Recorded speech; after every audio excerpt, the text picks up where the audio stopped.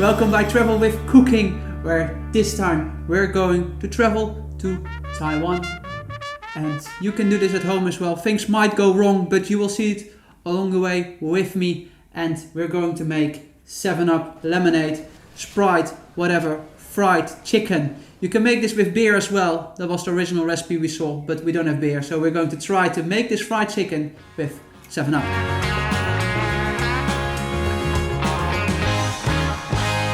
Of course you can marinate the chicken as you want, and instead of beer we use 7-Up. And besides that we used white pepper, black pepper, 5-spice, Szechuan peppercorn, basil, salt, sugar, sweet potato powder, light soya sauce and sesame oil. When you have those ingredients ready, peel some garlic cloves and chop them in very small pieces and add those into a bowl. And then add to the bowl some white pepper, black pepper, salt, 3 tablespoons of light soya sauce and some 5-spice, 2 tablespoons of sweet potato powder and of course 7-Up. Then stir everything together, make sure everything is mixed, and then we're going to cut the chicken in half because a chicken breast fillet is too big, and smash it a lot, because the more you smash it, the better the flavor gets inside this chicken. And then add it to the marinade in the pan and make sure everything is covered while you add some sesame oil and then mix it as well. Oh yeah, and if you forgot to add some ingredients as we did, at this stage you can still add it in. So add a little bit of basil and of course a teaspoon of sugar. And then it's time for the marinade to let it do its work.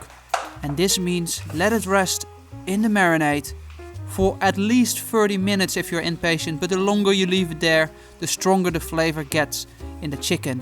And yes, you can leave it overnight in the fridge to get even more flavor inside the chicken. And while we're waiting for the chicken to absorb the marinade, a little fact about Taiwanese fried chicken is that it is commonly found as a street snack in Taiwan. Since the creation of this dish, it has become a popular fast food or restaurant appetizer in other countries in Asia, as well as among Asian immigrant populations overseas. And now that the chicken has absorbed the marinade, it is time to prepare 2 plates. Cover one plate with flour and the other plate with breadcrumbs.